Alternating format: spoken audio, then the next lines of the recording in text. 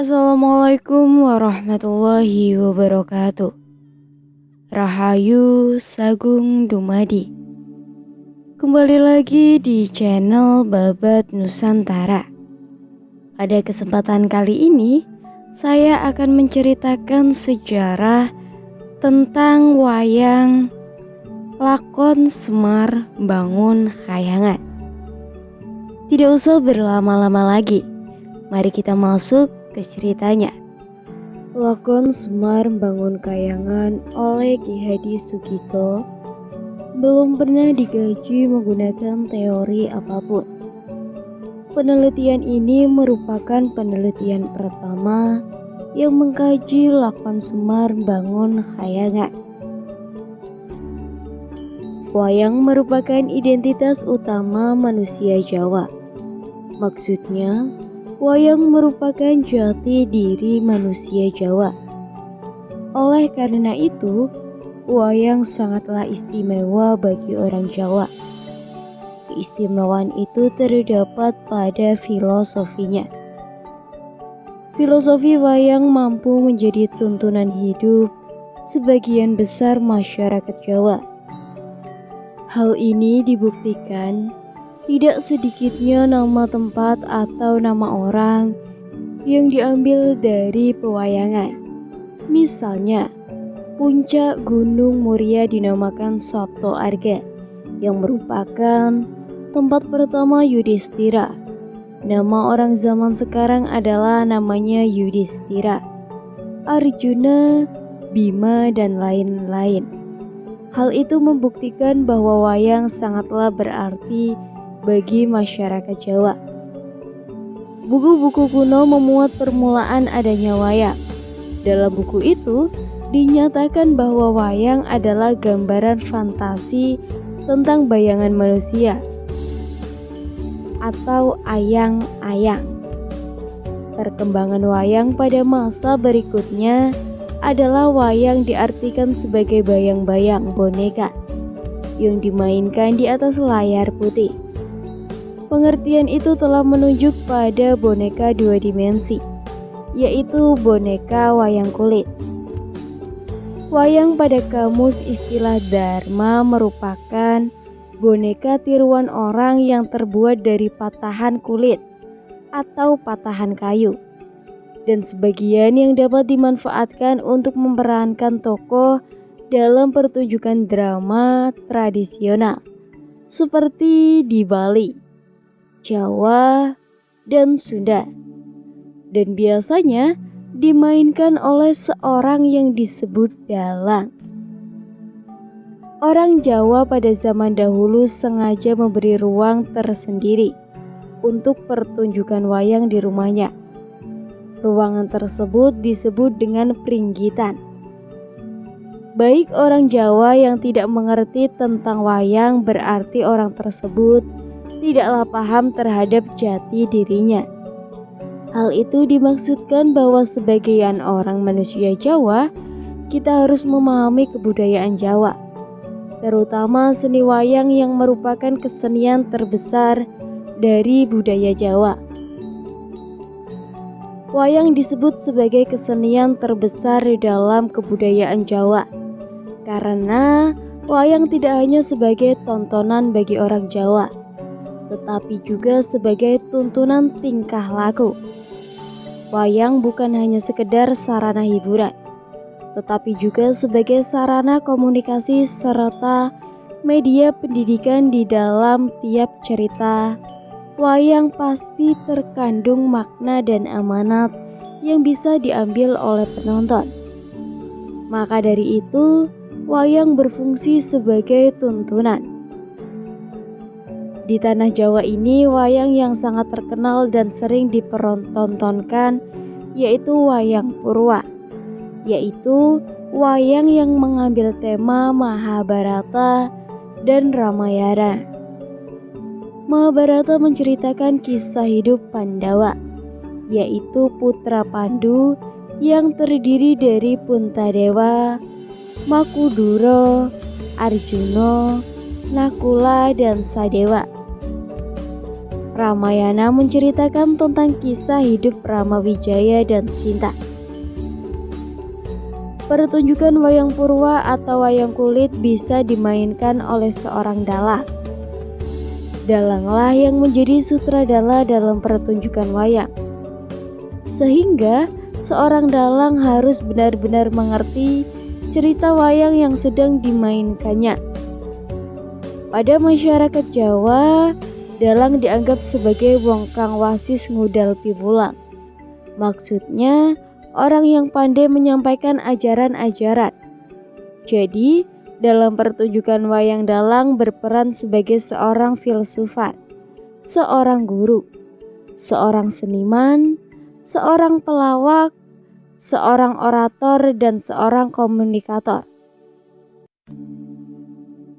Sebuah karya sastra fisik atau puisi menurut kaum strukturalisme adalah sebuah totalitas yang dibangun secara kohensif oleh berbagai unsur pembangunnya.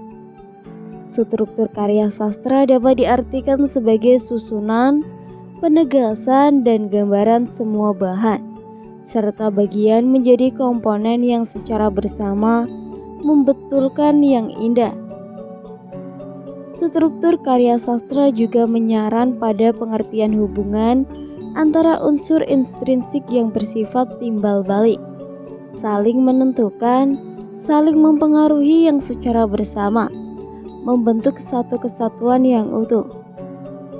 Tiap unsur itu akan menjadi berarti dan penting setelah ada hubungan dengan unsur yang lain. Dasar lakon drama adalah konflik manusia, lebih bersifat batin daripada fisik. Konflik yang dipaparkan dalam lakon harus mempunyai motif. Motif dan konflik yang dibangun akan mewujudkan kejadian-kejadian. Lakon merupakan salah satu kosakata bahasa Jawa. Lakon berasal dari kata laku, yang artinya perjalanan atau cerita atau rentetan peristiwa. Jadi, lakon wayang adalah perjalanan cerita wayang atau rentetan peristiwa wayang. Perjalanan cerita wayang ini berhubungan erat dengan tokoh-tokoh yang ditampilkan. Muhammad Hasanuddin dalam bukunya yang berjudul Kamus Istilah Drama memberikan definisi lakon adalah karangan berbentuk drama yang ditulis dengan maksud untuk dipentaskan. Pada Kamus Istilah Sastra, definisi lakon adalah karangan terbentuk drama yang ditulis dengan maksud untuk dipentaskan. Dari kedua definisi tersebut, maka dapat disampaikan bahwa lakon adalah dharma. Jenis lakon berbeda dengan jenis prosa dan puisi dalam hal hakikat, bentuk pengungkapan, dan teknik penyajiannya. Hakikat lakon adalah tikayan, hakikat prosa adalah cerita, dan hakikat puisi adalah imajinasi. Lakon, prosa, dan puisi merupakan bentuk-bentuk pengungkapan sastra. Teknik penyajian lakon menggunakan cakapan, baik menolong maupun dialog. Prosa menggunakan kisahan, sedangkan puisi menggunakan citraan. Di dalam drama ada dua aspek yang sangat penting, yaitu struktur dan tekstur. Struktur merupakan komponen paling utama dalam drama. Struktur adalah bangunan yang di dalamnya terdiri dari unsur tersusun menjadi suatu kerangka, bangunan arsitektural. Adegan-adegan di lakon merupakan bangunan unsur-unsur yang tersusun dalam kesatuan. Alur atau plot adalah jalinan peristiwa di dalam karya sastra untuk mencapai efek tertentu. Tautannya dalam diwujudkan oleh hubungan temporal dan hubungan kasual. Pengertian lain tentang alur yaitu rangkaian peristiwa yang direka dan dijalankan dengan seksama. yang menggerakkan jalan cerita melalui perumitan atau komplikasi ke arah klimaks dan penyelesaiannya.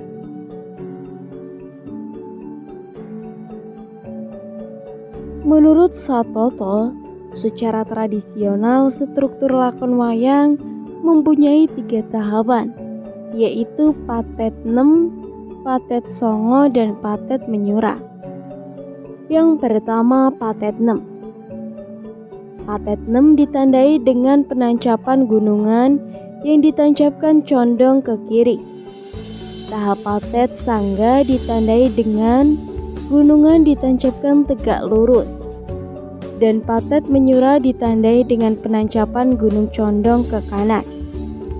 Sesuai dengan adegan-adegannya, tahapan patet 6 melambangkan kehidupan manusia pada masa kanak-kanak. Jujur merupakan adegan pertama dalam wayang.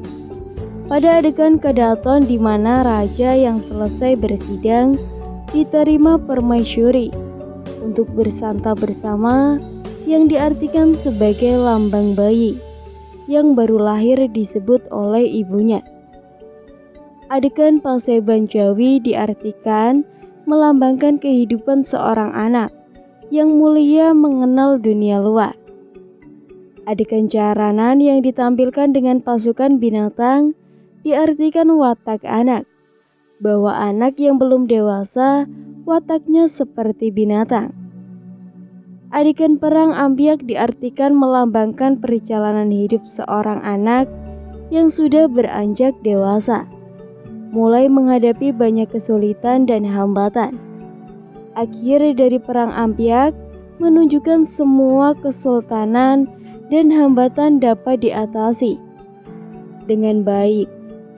Adegan sembrangan dilambangkan sebagai seorang anak yang sudah dewasa, namun masih mempunyai watak-watak yang dominan dalam keangkamurkaan, emosional atau nafsu. Adegan terakhir dalam patet 6 adalah perang gagal, yaitu suatu perang yang belum berakhir dengan kemenangan. Adegan ini melambangkan tataran hidup yang belum mantap. Yang kedua, patet sanga. Adegan patet sanga terdiri dari goro-goro. Adegan pertama atau pandito, adegan perang kembang, dan adegan sintren. Adegan goro-goro merupakan adegan yang paling meriah dan menyenangkan.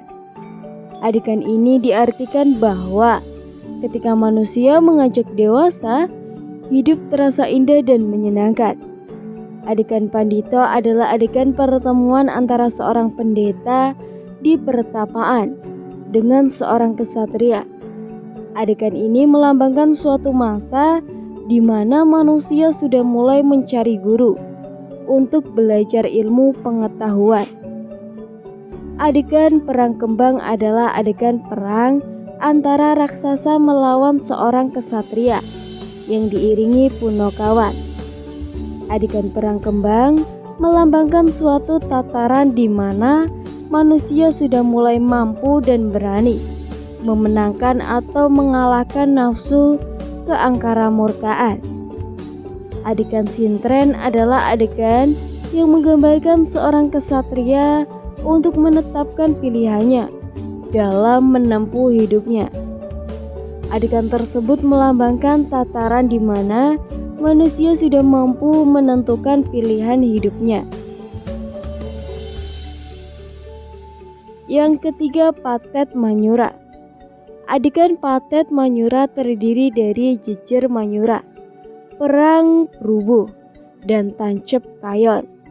Pada jejer maruya diceritakan bahwa tokoh utama di dalam lakon sudah berhasil dan mengetahui dengan jelas tentang tujuan hidupnya. Adegan ini melambangkan tataran kehidupan manusia di mana manusia setelah berhasil menentukan pilihan lalu bertekad untuk menggapai tujuan hidupnya tersebut. Adegan perang berubah disebut juga perang ageng karena merupakan perang yang paling besar dengan banyak korban yang berjatuhan. Perang ini diakhiri dengan kemenangan di pihak kesatria.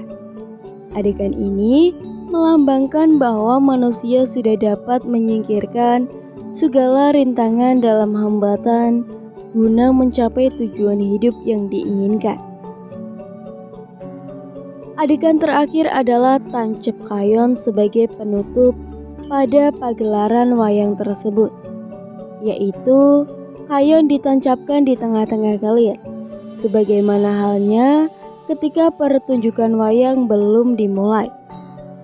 Adegan tancap kayon ini melambangkan proses maut, yaitu manusia sudah meninggalkan alam fana, menuju ke alam baka yang kekal dan abadi.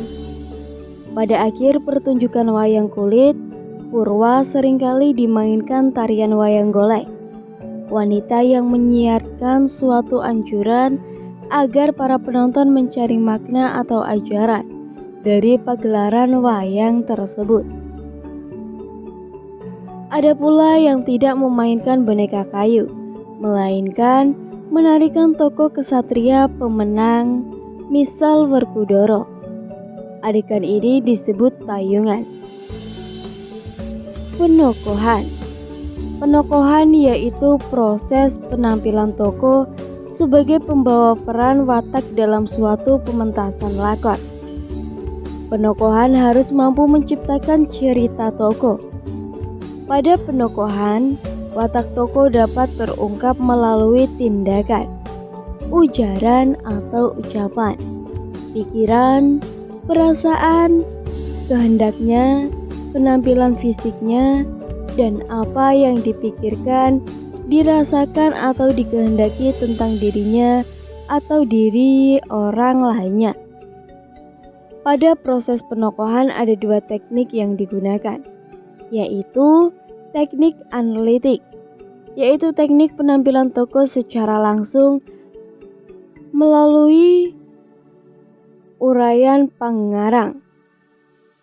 Contoh, Semar dalam lakon, Semar membangun khayangan, dilukiskan dengan seorang yang tak mempunyai kelamin, mempunyai perut yang besar dan kepalanya ditutup dengan topi kuncung putih. Pelukisnya tersebut menggambarkan bahwa Semar seorang yang bijaksana dan mempunyai ilmu banyak. Teknik dramatik. Teknik penampilan tokoh yang dideskripsikan pengarang secara eksplisit, sifat dan sikap serta tingkah laku tokoh. Sifat dan watak tokoh bisa diketahui melalui cakapan, tingkah laku, pikiran dan perasaan, arus kesadaran, reaksi tokoh lain, pelukisan latar dan pelusikan fisik. Contoh, Semar dalam lakon, Semar membangun khayangan, dilukiskan sebagai seorang tokoh yang bijaksana. Hal tersebut dapat dilihat dari beberapa adegan dalam lakon tersebut. Bagaimana Semar menghadapi orang-orang yang menentang dia. Semar tetap terlihat sabar dan menghadapi orang-orang tersebut. Tokoh dalam seni sastra disebut tokoh rokaat, yang berfungsi sebagai pemegang peran watak, baik dalam jenis roman atau jenis lakon. Tokoh merupakan individu rekaan yang mengalami peristiwa atau perlakuan dalam berbagai peristiwa dalam cerita. Tokoh utama adalah tokoh yang diutamakan penceritaannya. Dalam cerita yang bersangkutan, ia merupakan tokoh yang paling banyak diceritakan, baik sebagai pelaku kejadian maupun yang dikenai kejadian. Membagi tokoh menurut kejiwaannya menjadi 4, yaitu yang pertama tokoh protagonis, yaitu peran utama yang merupakan pusat atau sentral cerita. Yang kedua antagonis, yaitu peran lawan yang menjadi musuh atau penghalang. Tokoh protagonis yang menyebabkan timbulnya tikaian atau konflik. Tokoh tritagonis, yaitu peran penengah yang bertugas menjadi pelerai, pendamai atau pengantar protagonis dan antagonis. Tokoh peran pembantu, yaitu peran yang tidak secara langsung terlibat dalam konflik yang terjadi, tetapi ia diperlukan untuk membantu menyelesaikan cerita. Tokoh dilihat dari segi perkembangan wataknya, dapat dibedakan menjadi 8. Di bawah ini pembagian tokoh menurut wataknya. Yang pertama, tokoh andalan, yaitu tokoh yang tidak memegang peran utama, tetapi menjadi kepercayaan protagonis. Tokoh andalan sering dipakai penulis lakon atau novel atau roman untuk menyampaikan pikiran dan maksud protagonis untuk menghindari menolong. Cakapan seorang diri tentang masa lalu soliloquy. Cakapan seorang diri tentang masa datang. Dan di samping cakapan seorang diri yang ditunjukkan kepada penonton atau publik, fungsi utama tokoh andalan adalah memberi gambaran lebih terperinci tentang protagonis. Tokoh bulat, yaitu tokoh dalam karya sastra, baik jenis lakon maupun roman atau novel, yang diperkirakan segi-segi wataknya, hingga dapat dibedakan dari tokoh-tokoh yang lain. Tokoh-tokoh bulat dapat mengejutkan pembaca, pendengar, atau penonton, karena kadang-kadang terungkap watak yang tak terduga. Tokoh datar sama dengan tokoh PP, yaitu tokoh dalam karya sastra, baik lakon maupun roman atau novel, yang hanya diungkapkan dari satu segi wataknya. Tokoh semacam ini sifatnya statis, tidak dikembangkan secara maksimal. Tokoh-tokoh dalam teater tradisional bentuk wayang pada umumnya termasuk tokoh datar atau okal pipik. Tokoh Duryodhana, yaitu tokoh jahat dalam cerita. Pada lakon, tokoh Duryodhana menjadi biang keladi atau penghasut. Misal, pada tokoh wayang Sakuni. Tokoh lawan sama dengan tokoh antagonis. Tokoh statis yaitu tokoh yang dalam lakon maupun roman atau novel perkembangan lakunya sangat sedikit, bahkan sama sekali tidak berubah. Tokoh tambahan, yaitu tokoh dalam lakon yang tidak mengucapkan sepatah kata pun. Mereka tidak memegang peperangan, bahkan tidak penting sebagai individu. Tokoh utama sama dengan tokoh protagonis.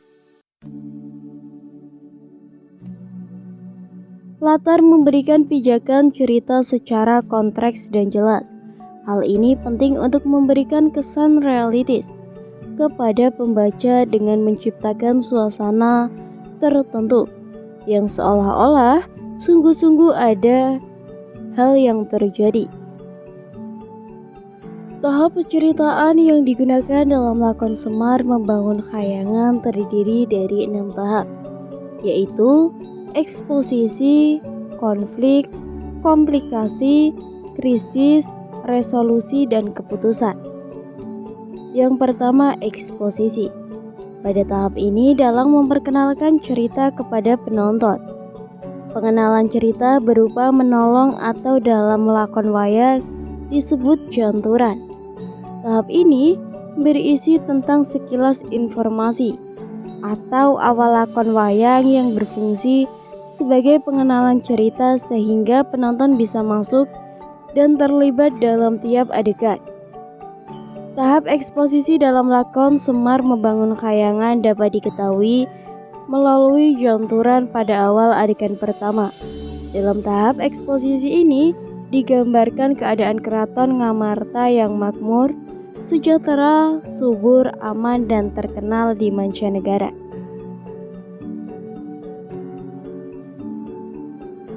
Di depan sudah diceritakan bahwa wilayah kerajaan Ngamarta itu subur dan tentram. Tanahnya tulus, semua yang di taman pasti jadi ditaruh di tanah dan terkena air. Apa yang ditancapkan pasti tumbuh hijau. Tentram artinya murah yang semua bisa dibeli. karena orang-orangnya pintar dalam mengelola pertanian. Tidak salah jika negara menjadi kuat, saka gurunya negara. Para saudagar berlayan, para nakoda yang datang mulai malam tidak ada putusnya. Selalu silih berganti dari wilayah kerajaan Ngamarta sehingga sampai mancanegara tidak ada halangan. Kutipan jontoran tersebut menceritakan keraton Ngamarta yang subur. Semua tumbuhan yang di taman pasti tumbuh. Semuanya tampak hijau. Semua barang di keraton Ngamarta harganya murah, sehingga penduduk bisa membelinya. Banyak saudagar yang berlayar, mulai pagi sampai pagi hari lagi. Hal yang ini menyebabkan keraton Ngamarta terkenal sampai mancanegara. Keadaan yang seperti itu membuat keraton Ngamarta menjadi kuat. Konflik.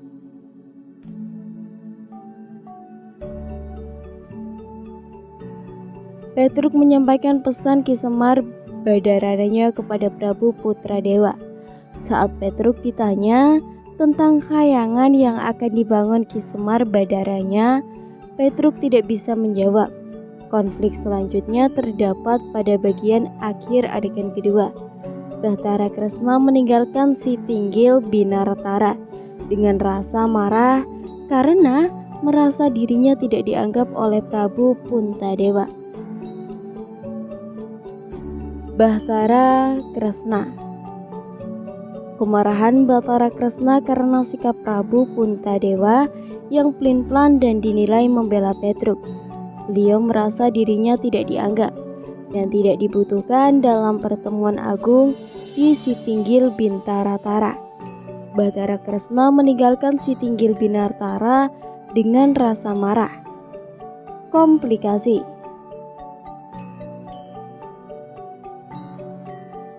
Terjadilah permasalahan baru, yaitu Bahtara Kresna menyuruh Raden Gatotkaca, Raden Antareja dan Raden Setayaki mengusir Petruk dan Ngamarta. Jika Petruk tidak mau pergi, mereka disuruh untuk merudah paksa Petruk. Komplikasi kedua muncul pada adegan ke-8. Dalam adegan ini diceritakan Bahtara Kresna datang ke Khayangan, melaporkan kepada Bahtara Guru tentang rencana Ki Semar Badaranya membangun Khayangan. Tanpa berpikir panjang, Bahtara Guru menyuruh Bahtara Kresna untuk menggagalkan rencana Ki Semar Badaranya. Bahtara Kresna melaksanakan perintah Bahtara Guru untuk membawa Ki Semar Badranaya ke Khayangan menghadap Bahtara Guru. Jika Ki Semar Badaranya tidak mau ikut, Bahtara Guru menyuruh Bahtara Kresna untuk menyiksa dan membawanya secara paksa. Jarmaya tidak mengenal bahwa kampret adalah malihan dari Raden Wisageni. Ketika dia mengetahui, maka marahlah Jaramaya dan terjadilah peperangan. Terhadap komplikasi yang keempat terjadi pada bagian awal adegan ke-16. Pada awal adegan 16, Raden Antaraja dirasuki oleh maling sukma, sehingga beliau menggigit Raden Abimanyu sampai mati. Raden Gatotkaca tidak terima dan marah beliau. Raden Gatotkaca marah dan merasa menyesal karena membawa Raden Antareja ke padukuhan Karang Kabulutan. Hal yang membuat beliau sangat marah karena Raden Antaraja menggigit Raden Abimanyu sampai meninggal. Raden Gatotkaca memutuskan untuk menghajar Raden Antaraja. Raden Gatotkaca dan Raden Antaraja melihat banyak jin di pendukukan Karang Kepulutan, termasuk maling sukma yang tadi mengadu mereka. Mereka tidak terima diadu oleh maling sukma, apalagi sampai membuat Raden Abimanyu meninggal. Mereka berniat menghajar maling sukma. Bahtara Kresna memaksa Ki Semar Badaranya untuk ikut ke Khayangan menemui Bahtara Guru. Namun Ki Semar Badaranya menolak. Hal itu membuat Bahtara Kresna marah. dan berniat menganiaya Ki Semar Badranya.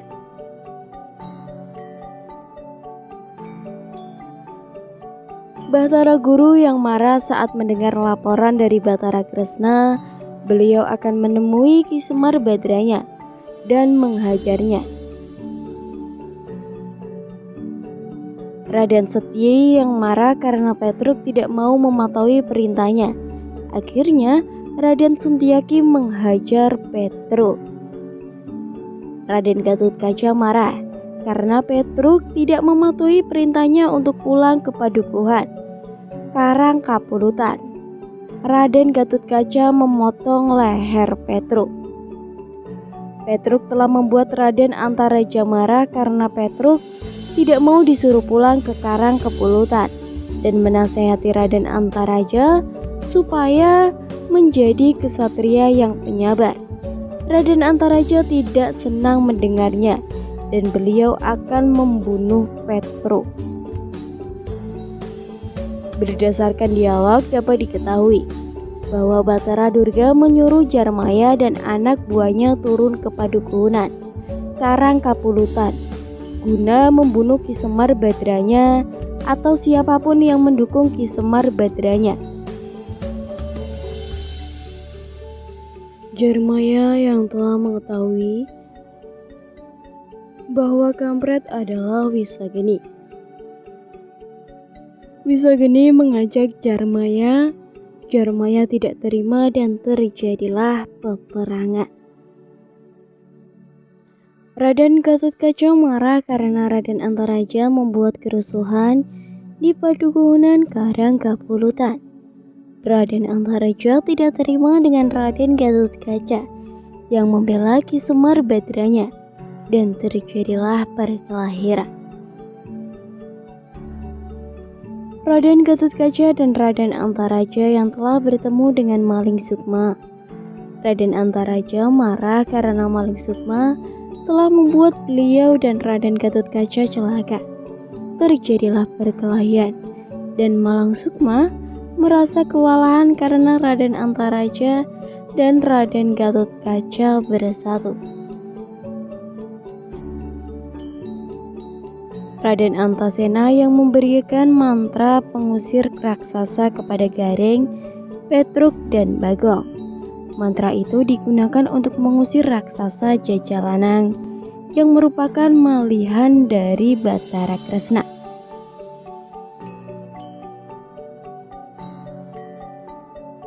Bathara Guru telah turun ke Padukuhan Karangkapulutan. Beliau bermaksud membunuh Ki Semar Badranya dengan Kalacendra karena Ki Semar Badranya tidak mau ikut Bathara Kresna ke Khayangan. Ki Semar Badranya marah karena tidak dihormati oleh adiknya. Raden Antaraja yang merasa malu karena telah dikalahkan Petruk, beliau melaporkan kekalahan kepada Raden Jenaka. Tidak hanya Raden Antaraja yang dibuat malu oleh Petruk, Raden Suntiaki dan Raden Gatotkaca juga dibuat malu oleh Petruk. Bathara Kresna, Ratu Dawarwati yang telah malih rupa menjadi raksasa besar Gunung Bathara Kresna akan memiliki wilayah Padukuhan Karangkapulutan dengan wujud raksasa supaya tidak ada yang mengetahui bahwa raksasa itu adalah dirinya.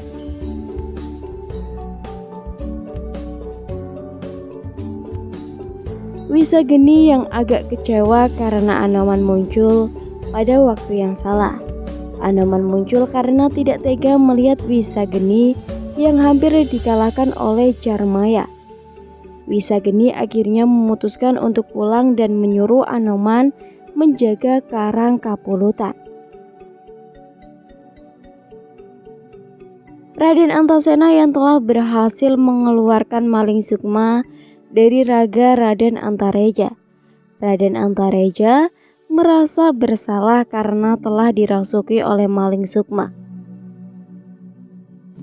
Kekalahan Maling Sukma melawan Raden Gatotkaca, Raden Antaraja, dan Bagong. Dia menyuruh Maling Rega untuk menggantikannya menyerang anak-anak Pandawa. Tetapi Malingraga menolak karena dia tahu dia akan kalah.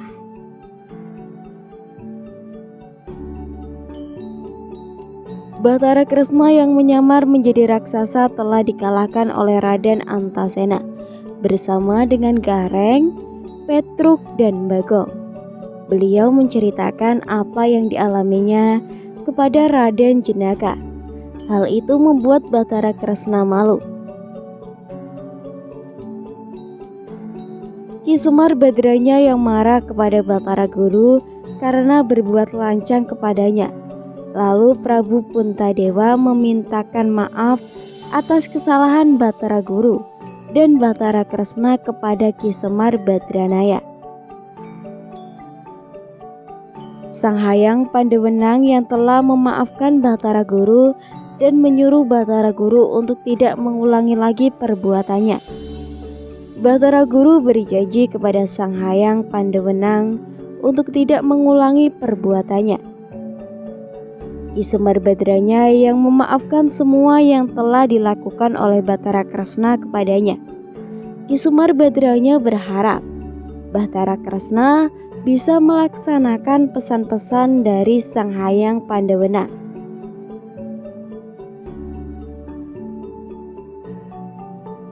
Bagian-bagian dalam pertunjukan wayang dibedakan menjadi 3, yaitu Patet Nem, Patet Sanga, dan Patet Manyar.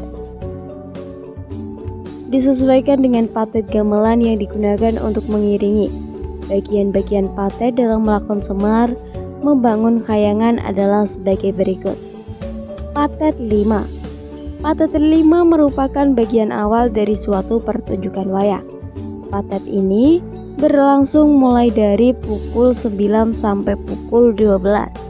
Dalam pagelaran wayang kulit, Patet 6 ditandai dengan penancapan gunungan yang condong ke arah kiri. Bagian Patet 5 menggambarkan kehidupan manusia pada masa kanak-kanak, yang berarti awal dari kehidupan manusia. Dalam lakon Semar membangun khayangan bagian Patet 5 terdapat pada adegan pertama sampai adegan ke-13.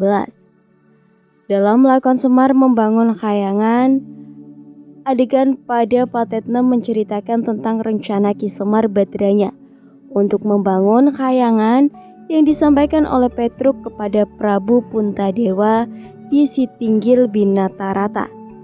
Diawali dengan itu muncullah konflik-konflik yang ditimbulkan oleh Bathara Kresna. Bathara Kresna menghasut Raden Jenaka untuk tidak mengikuti rencana Ki Semar Badranaya. Beliau juga melapor kepada Bathara Guru tentang rencana Ki Semar Badranya tersebut dan sekaligus menghasut kalau perbuatan Ki Semar Badranya itu salah. Akhirnya Bathara Guru menyuruh Bathara Kresna untuk membawa Ki Semar Badranya ke khayangan. Bathara Guru juga menyuruh Bathari Durga menurunkan anak buahnya ke Padukuhan Karangkapulutan untuk menggagalkan rencana Ki Semar Badranaya. Bagian Patet 5 ditutup dengan adegan antara Wisanggeni dengan Anoman. Wisanggeni menyuruh Anoman menjaga Padukuhan Karangkapulutan karena Anoman telah menyelamatkan dia dari Jarmaya.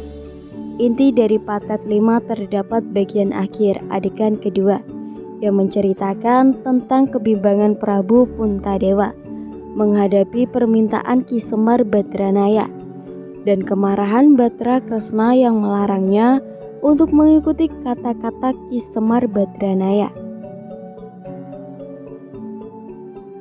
Inti dari Patet 6 yaitu tataran hidup manusia yang belum mantap, masih dipenuhi kebimbangan dalam hidupnya. Hal itu yang terjadi pada Prabu Puntadewa. Prabu Puntadewa merasa bimbang harus mengambil keputusan apa terhadap keadaan yang sedang dihadapinya, antara menurut permintaan Ki Semar Badranaya yang menghadapi kemarahan Bathara Kresna yang tidak sependapat dengan Ki Semar Badranaya.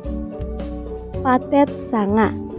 Patet Sanga merupakan bagian pertengahan dalam pertunjukan wayang patet. Ini biasanya berlangsung dari pukul 00 sampai pukul 3 dini pagi. Dalam pertunjukan wayang Pathet, Sangga ditandai dengan pencapaian gunungan yang tegak lurus. Pathet Sangga ini melambangkan masa dewasa. Dalam lakon Semar, membangun kayangan Pathet Sanga terdapat pada adegan ke-14 sampai dengan ke-21. Bagian Pathet Sanga dalam lakon Semar membangun kayangan diawali dengan Gareng, Petruk, dan Bagong yang bernyanyi bersama-sama untuk menghibur para penonton. Nyanyian itu juga digunakan untuk menyambut bandara mereka, yaitu Pandawa. Cerita selanjutnya tentang kedatangan Prabu Puntadewa, Raden Werkudara, Raden Nakula, dan Raden Sedewa yang datang ke Padukunan Karangkapulutan untuk bertemu dengan Ki Semar Badranaya. Mereka meminta kejelasan tentang yang dimaksud dengan membangun kayangan. Ki Semar Badranya menyuruh mereka berempat tidur dalam hati untuk bisa mengetahui maksud dari membangun kayangan. Di sela-sela itu juga ada adegan perang antara Raden Antareja dan Raden Gatotkaca dengan Maling Sukma. Pathet ini diakhiri dengan pertemuan antara Raden Antasena dan Raden Gatotkaca dengan Maling Sukma. Inti dari Pathet Sanga terdapat pada bagian tengah adegan ke-19 yang menceritakan bahwa Raden Antasena dan Raden Gatotkaca sudah mengetahui penyebab perkelahian mereka, dan Raden Antasena sudah menyadari semua kesalahannya. Pathet Manyura. Pathet Manyura berlangsung dari pukul 3 sampai pukul 6 pagi. Dalam pertunjukan wayang Pathet Manyura ditandai dengan penancapan gunungan yang condong miring ke kanan. Pathet ini melambangkan akhir dari kehidupan manusia.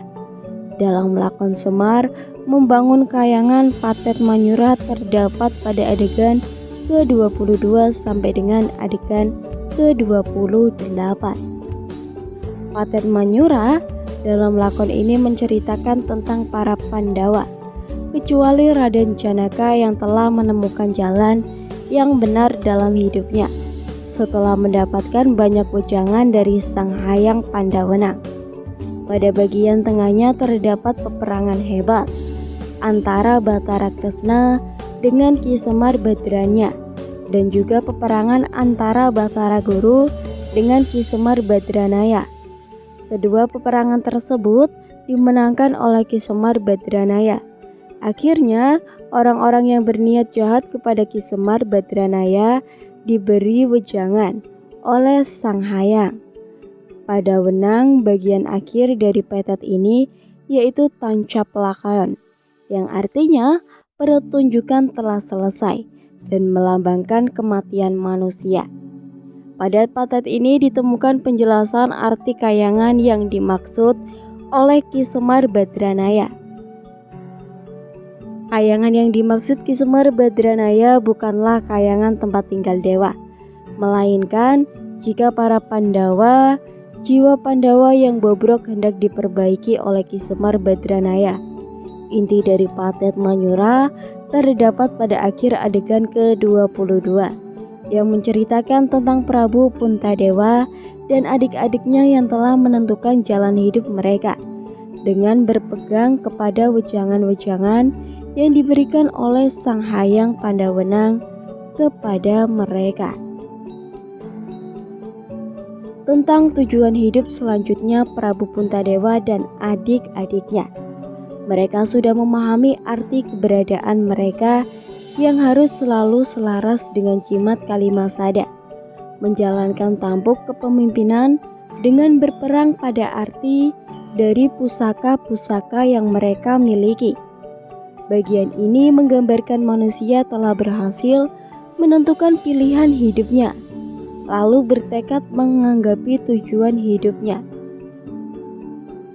Penokohan. Pada lakon Semar membangun kayangan terdapat 3 macam tokoh, yaitu tokoh protagonis, tokoh antagonis, dan tokoh Duryodhana. Tokoh protagonis merupakan peran utama yang merupakan pusat atau sentral cerita. Yang pertama, Ki Semar Badranaya merupakan titisan Batara Ismaya yang turun ke Marcapada untuk menggulawentaha para satria terutama Pandawa. Beliau seorang yang mempunyai watak lemah mana, jujur dan sederhana. Dalam lakon ini, Ki Semar Badranya menjadi tokoh utama. Beliau berperan menjadi seorang rakyat serta seorang guru yang ingin memberikan wejangan kepada ratunya, yaitu Pandawa. Ki Semar Badranya membangun mental kepemimpinan Pandawa supaya mereka tidak hanya memikirkan dirinya sendiri, tetapi juga mengutamakan rakyat. Beliau mempunyai watak bijaksana dan pemaaf.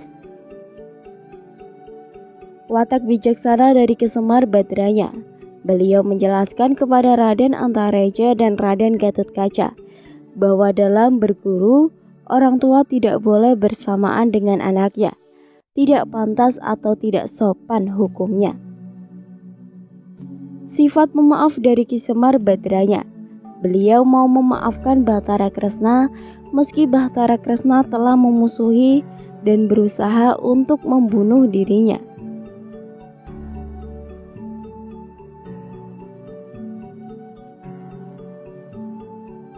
Watak Raden Sedewa yang cerdas di saat para kakaknya tidak bisa berpikir tentang maksud dari keinginan Ki Semar Badranaya, Raden Sadewa bisa menafsirkan apa yang dimaksud oleh Ki Semar Badranaya. Watak Raden Sedewa yang bijaksana.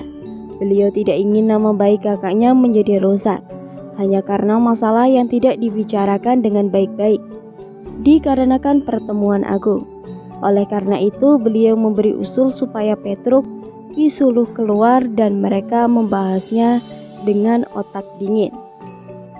Raden Antasena. Raden Antasena merupakan putra dari Raden Werkudara. Raden Antasena biasa terbang dan masuk ke dalam tanah.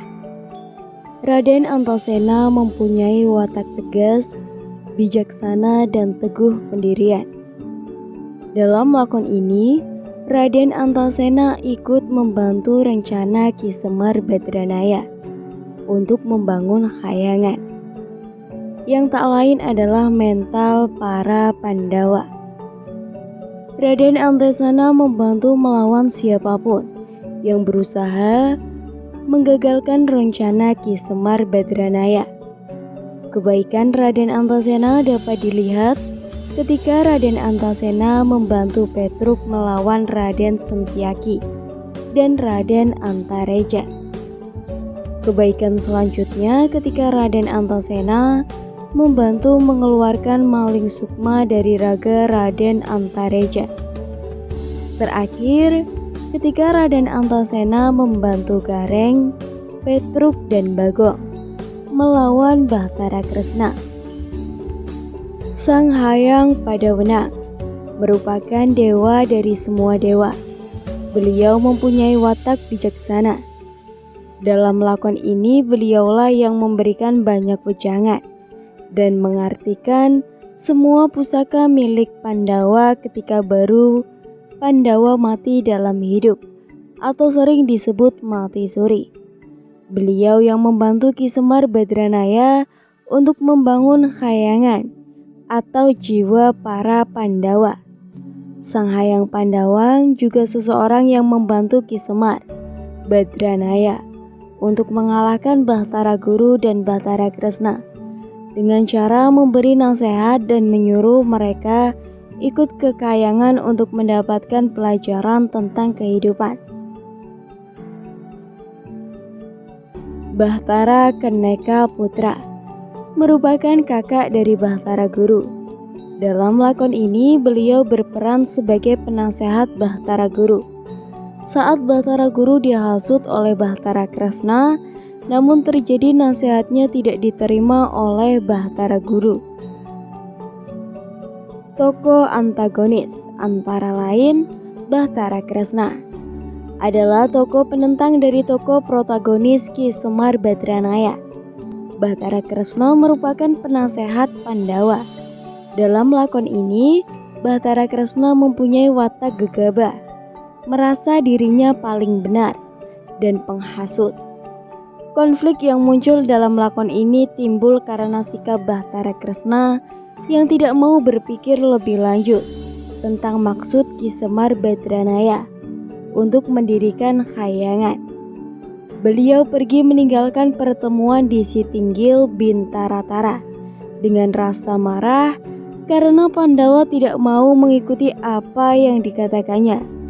Akhirnya, Bahtara Kresna berhasil menghasut Raden Jenaka, Raden Gatotkaca, Raden Antareja, dan Raden Setyaki, dan Bahtara Guru untuk melawan Ki Semar Badranaya. Bahtara Guru. Dalam lakon ini Bahtara Guru berperan sebagai penentang Ki Semar Badranaya. Bahtara Guru memiliki watak tidak teguh pendirian dan gegabah. Hal itu menyebabkan dia mudah dihasut oleh Bahtara Kresna. Beliau tidak mendengarkan nasihat Bahtara Kenaka Putra bahwa hal itu harus diperkirakan lebih lanjut, karena Ki Semar Badranaya merupakan seseorang yang jujur, dan beliau juga seorang dewa. Penjelasan Bahtara Kenaka Putra tentang arti Khayangan untuk Ki Semar Badranaya juga tidak didengarkan oleh Bahtara Guru. Bahtara Guru menyuruh Bahtara Durga untuk menurunkan raksasa-raksasanya ke karang kepulauan dan membunuh Ki Semar Badranaya.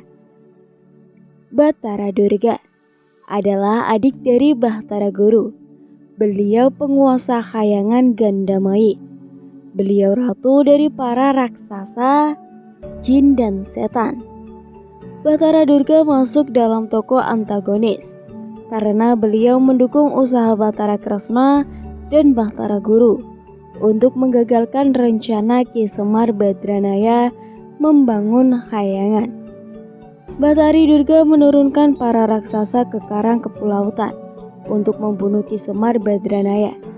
Kejahatannya dilihat dari beliau yang menyuruh Jarmaya membunuh Ki Semar Badranaya.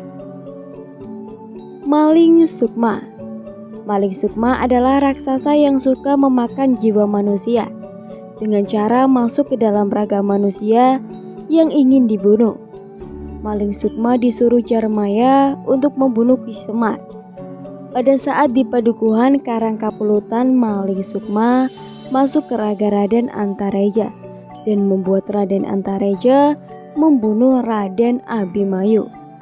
Maling Sukma berperang melawan Raden Gatotkaca dan Raden Antareja karena mereka menghalangi niatnya untuk membunuh Ki Semar Badranaya.